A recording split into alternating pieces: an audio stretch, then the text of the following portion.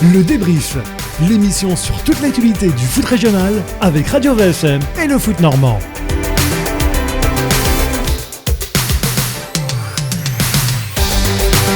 Troisième et dernière partie de l'épisode 11 du débrief sur Radio VFM et Foot Normand, votre rendez-vous hebdomadaire consacré à l'actualité du ballon en Normandie. Aujourd'hui, pour la première de 2022, on balaye en long, en large et en travers l'actualité de l'US Avranches Mont-Saint-Michel. Et dans cette dernière partie, on va se projeter un petit peu et évoquer l'avenir à court et moyen terme d'Avranches, mais aussi du championnat de national où l'USA MSM est une indéniable locomotive. Pour parler de tout ça, mon compère de Foot Normand Mathieu Bio est toujours au rendez-vous. Rebonjour Mathieu. Salut Aurélien, salut à tous. Enseveli sous les buts samedi soir, il a été dégagé à temps pour participer à cette émission. Christophe Lécuyer de Radio VFM, re-salut. Salut Aurélien, re-salut à tous. Et bien évidemment notre invité du jour qui nous fait le plaisir d'être à nos côtés en studio, Gilbert Guérin, président de l'US Avranches. À nouveau bonjour à vous. Bonsoir. Bonsoir à vous. Bonsoir à vous, on va être raccord. Retrouvez toute l'actualité du foot régional, le débrief avec Radio VSM et Foot Normand. On va évoquer dans cette dernière partie donc l'US Avranches, l'avenir de l'US Avranches, se projeter un petit peu, même si c'est difficile dans cette période un petit peu compliquée au niveau de la pandémie. On va évoquer avec vous Gilbert les perspectives, les nouveautés, et l'une des nouveautés ces dernières semaines, c'est évidemment ce camp d'entraînement flambant neuf que beaucoup de clubs rêveraient certainement d'avoir. Alors est-ce que c'est une vraie révolution au club depuis que vous l'avez lancé, depuis que votre équipe première l'a investi ? Révolution, je ne sais pas, mais c'est forcément un outil intéressant. Quand il sera complètement terminé, parce que là, on a un problème avec les travaux publics. Hein, les chemins, les routes et allées sont pas goudronnées et c'est un petit peu gadouilleux.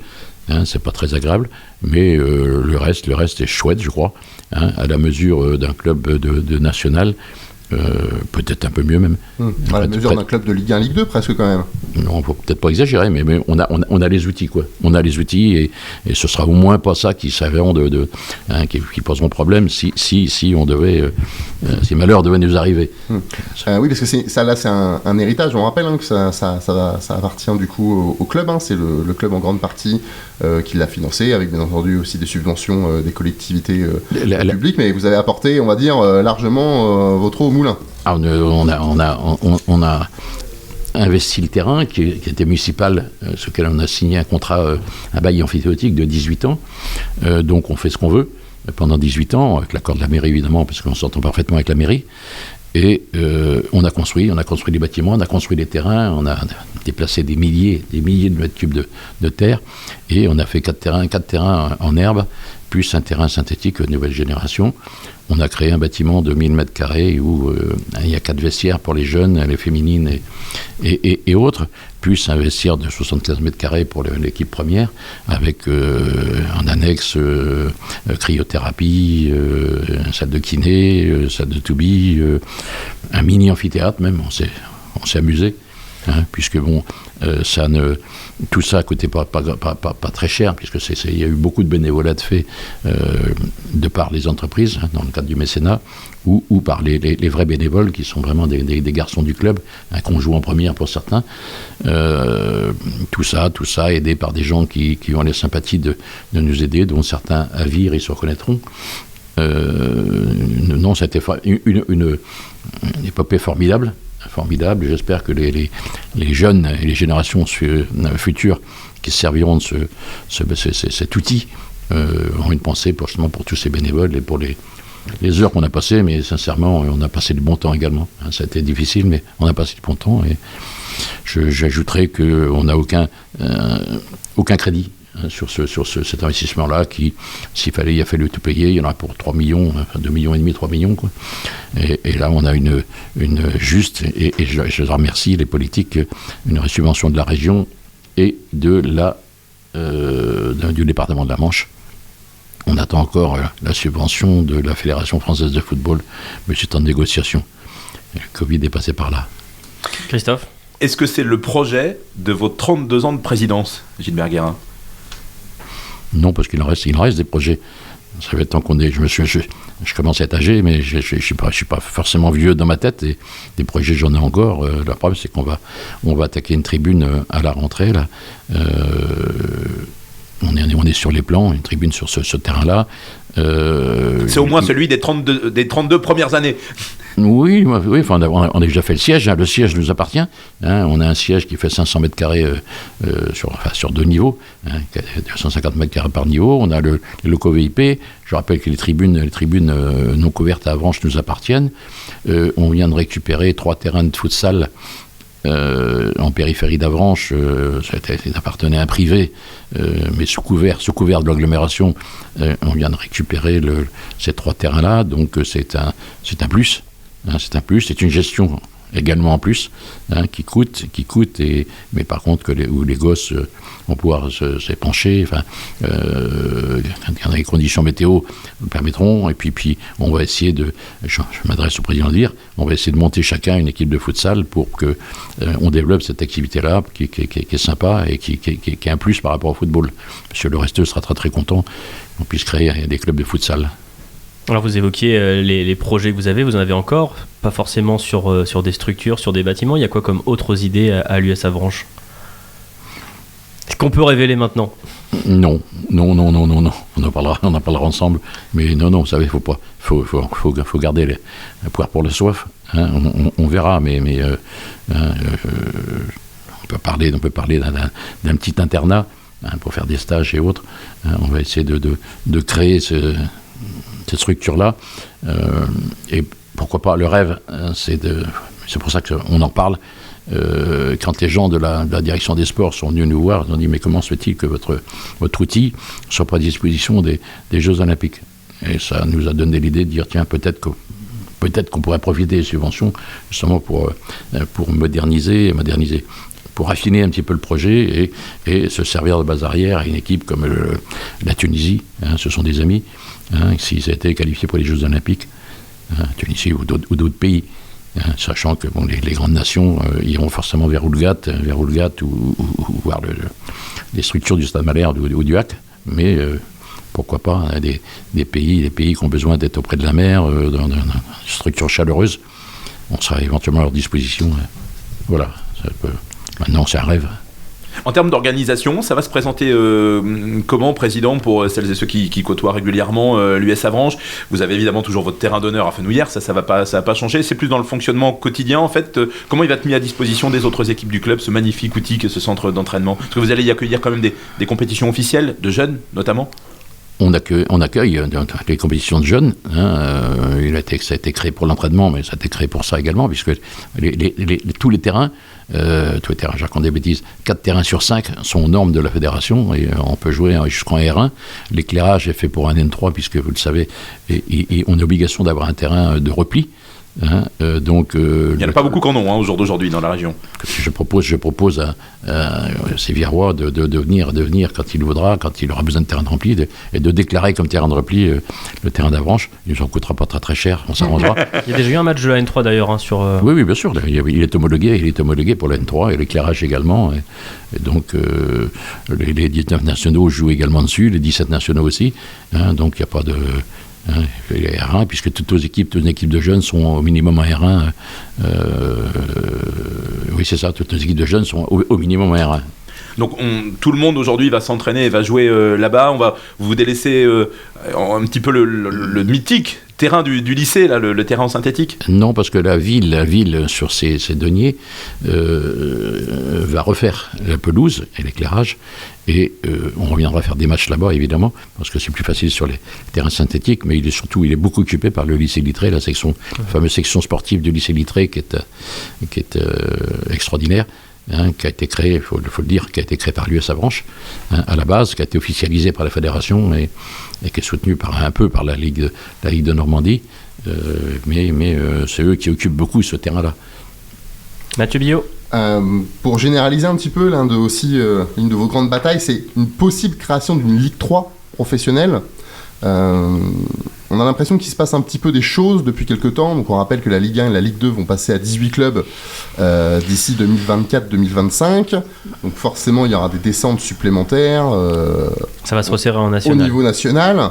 Quand on vous interroge sur différents sujets, c'est un thème qui revient souvent.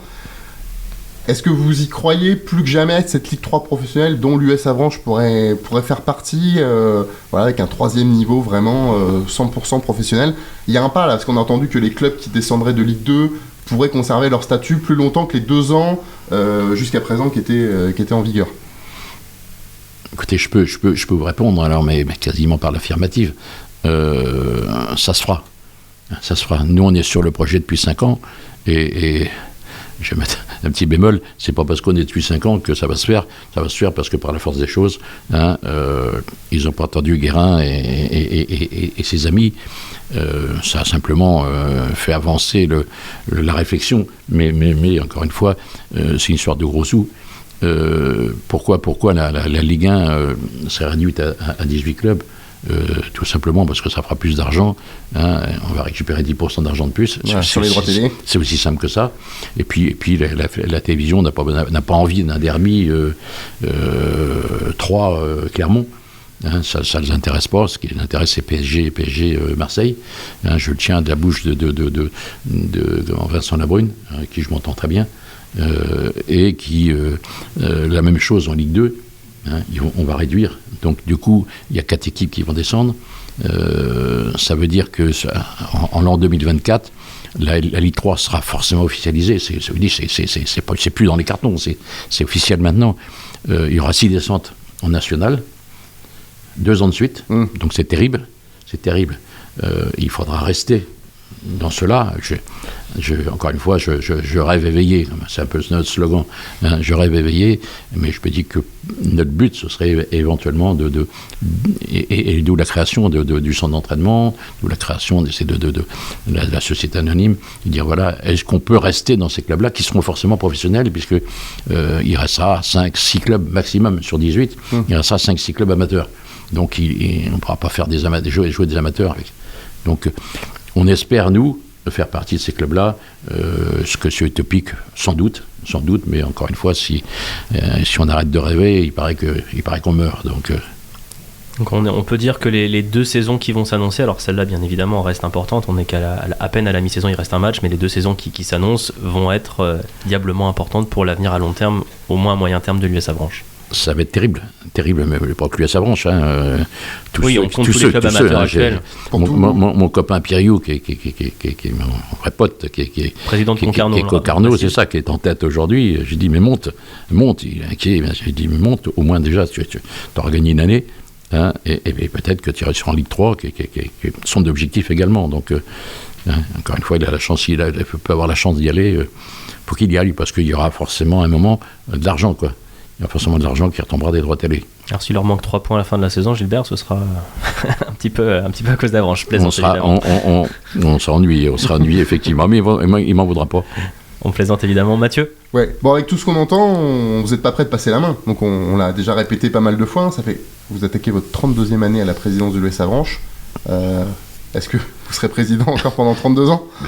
Mathieu, je suis en train de pas me poser la question, mais effectivement, il n'y a personne qui m'a posé cette question-là depuis 10 ans. Sérieux. Donc, je n'ai pas pensé, je n'ai pas réfléchi, mais ma femme pense que ça m'occupe sainement. Je n'ai pas de maîtresse, je n'ai pas trouvé. C'est votre club, votre maîtresse. Je me dis qu'il y a... Oui, puis je n'ai pas un physique qui inspire. Donc, finalement, je crois que je vais essayer de garder encore le temps que mes collègues dirigeants de l'US Avranches me mettront pas dehors. J'essaierai de faire encore 2-3 ans, quoi. 2 ans au moins. Ouais, 2 ans, ouais. Voilà. 2 ans, c'est l'estimation courte, là. Voilà. On est plus... on fait le pari que je suis sûr dans 5 ans vous êtes encore là, minimum. À mon âge, monsieur. Je serais joueur, je dirais presque 10 ans, mais... À mon âge, monsieur, non, il faut savoir partir, mais effectivement, j'ai le temps, puisque je suis en retraite, et je m'occupe plus de l'entreprise, elle vit bien sans moi d'ailleurs, il n'y a pas de souci, donc encore une fois, tant que je peux, tant que Dieu me conserve la bonne santé, je vais continuer. Mais est-ce que vous envisagez aussi de préparer un petit peu la suite, trouver entre guillemets un successeur, même si c'est dans 2, 5, 10 ans, ou c'est pas des choses qui aujourd'hui vous savez, à notre petit niveau, parce qu'on ne va pas se prendre pour ce qu'on n'est pas, petit niveau, on est en société maintenant, et donc il n'y a pas de... on trouve pas un successeur, quoi. Hein, c'est des gens qui se présentent et qui disent voilà, ça m'intéresse. Après, on les accepte ou pas. Il y a un vote, ça marche comme ça, quoi. Hein, c'est plus regardez ce qui s'est passé à Malherbe, quoi. C'est pas, donc non, c'est pas. Je pense que malheureusement, les côtés amicalistes a du plomb dans l'aile un petit peu, même au niveau des clubs comme les nôtres, quoi. Mathieu a évoqué votre succession. On a du mal à imaginer demain l'US Avranches sans Gilbert Guérin, mais Gilbert Guérin a peut-être aussi du mal aujourd'hui à envisager la suite sans l'US Avranches, parce que c'est l'histoire d'une vie, en fait. C'est vrai, c'est pas... ça vient pas en priorité, parce que j'ai toujours dit que ma famille, d'abord, évidemment, comme tout le monde, hein, et mon entreprise était plus importante. Hein. J'ai créé l'entreprise, j'avais 20 ans, et je l'ai laissé fait quelques années, donc l'entreprise a 50 ans aujourd'hui. Hein. Donc ça a été forcément le chef-d'œuvre, c'est pas ça, mais enfin, l'affaire d'une vie, parce que l'entreprise est importante et marchait très très bien. Maintenant, le football, c'était un loisir, et ça m'a permis de vivre des moments formidables, je le répète, et de connaître des gens comme vous, hein, des moments sympathiques, conviviaux, trop des fois, hein, mais bon, on n'a qu'une vie. Et encore une fois, je n'ai pas de regrets déjà. J'ai pas de regrets, on verra l'avenir, mais je n'ai pas de regrets sur le passé. On a évoqué plein de projets tout à l'heure. Moi, j'ai une image, au-delà des infrastructures, des projets qui ont vu le jour sous la présidence. C'est cette image au moment du tirage au sort, lorsque vous héritez du Paris Saint-Germain. On vous a vu comme rarement, en fait, un moment d'émotion incroyable. Est-ce qu'au jour d'aujourd'hui, c'est pas le plus beau moment d'émotion quand il y a cette boule, ce tirage au sort, qu'on sort le petit papier, Avranches, Paris Saint-Germain? Vous l'avez encore en tête? Évidemment, je l'ai en tête, parce que la première personne qui me saute au cou, et elle a doublé ma femme, c'est ma fille, qui était là. J'ai 2 enfants, hein, j'ai un fils qui vivait en Chine, et une fille qui est à Nantes, et elle était là forcément pour ce match-là, et le même jour, on sort Strasbourg au pénalty, et derrière, 1 heure après, tirage au sort, et on prend PSG. C'est formidable, parce qu'on pense tout de suite à ce qu'on peut faire. J'aime bien être... Encore une fois, j'ai dit, je suis convivial. Vous savez, quand on est fort, un peu comme ça, c'est parce qu'on aime bien les gens, c'est parce que... Hein, et donc, j'ai pensé à la fête qu'on allait pouvoir faire. Et il n'y a pas de pression du tout, parce que ça, évidemment que PSG, on savait qu'on n'avait aucune chance. Hein, on a tenu, d'ailleurs, très très bien, même si on a pris 4 à la sortie. Hein, mais c'était une belle fête, on a rivalisé, ça peut paraître ridicule par rapport à 4-0, mais on a eu des occasions, hein, ce qui était bien. Et puis surtout, on a rempli d'aise tous les gens, on a fait l'effort de vendre les places, non pas sur Internet, mais à la billetterie, toutes les entreprises du Sud-Manche. Hein, et on me rappelle, on entend les gens le défilé de voitures, et 2 voitures côte à côte, l'autoroute Avranches-Caen, enfin Caen-Avranches après le match, moi je suis resté à Caen évidemment, mais l'autoroute Caen-Avranches, c'était que des feux rouges, des feux arrière de voitures, tout le défilé, hein, tout le long de la route. C'était impressionnant d'emmener autant de gens à Caen. Et ça, c'est les gens, je crois qu'on a gravé des souvenirs, dans ma tête à moi forcément, mais à la tête même à des gosses pour très très longtemps, parce que... Hein, mais je me dis qu'on recommencera, parce qu'il y a un moment ou un autre, la chance, elle repassera, et on prendra ou PSG ou Marseille, parce que nos amis Grandvilliers, ils ont chopé 2 fois, et pourquoi ils ne viendraient pas à Avranches aussi, mais à choisir, je préfère PSG quand même.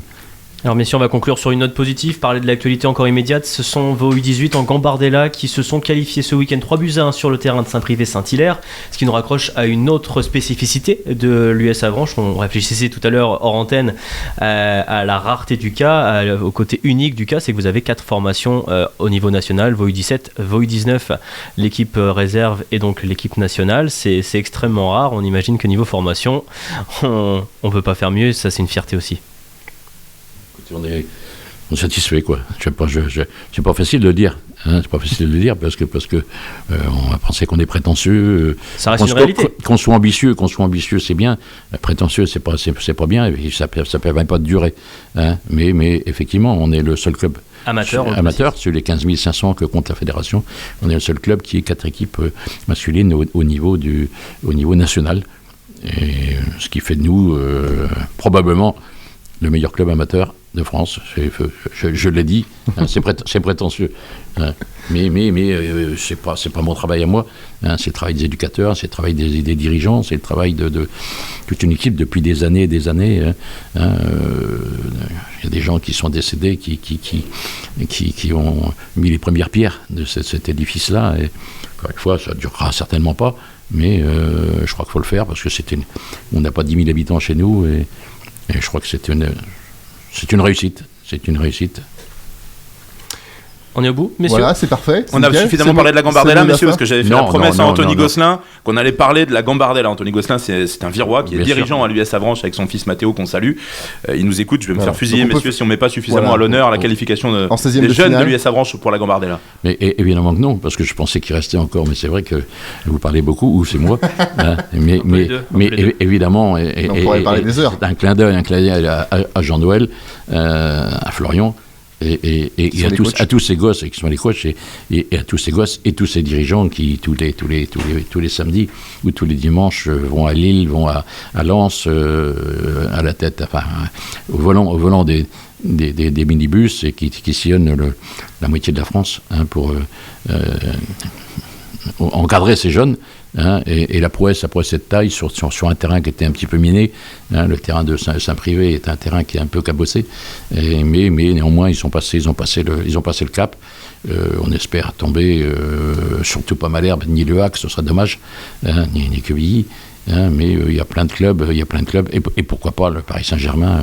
Je crois que l'excellent club de Lisieux les a reçus dernièrement, c'était une fête.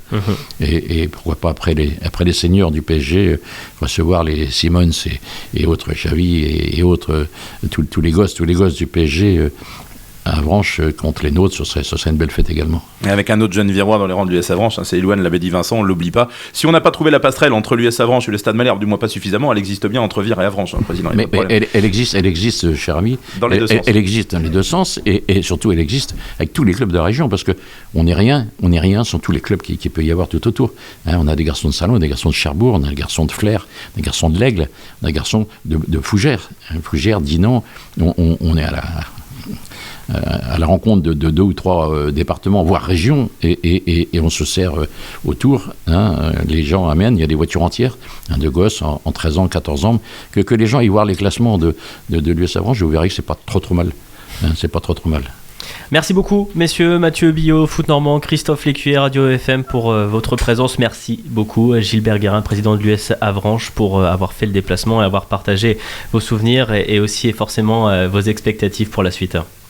Merci beaucoup. Merci Aurélien. On se retrouve dès la semaine prochaine, messieurs, pour le nouvel épisode, l'épisode 12 du débrief sur Radio VFM et Foot Normand. Passez une très bonne semaine, à bientôt. Le débrief, l'émission sur toute l'actualité du foot régional avec Radio VFM et le Foot Normand.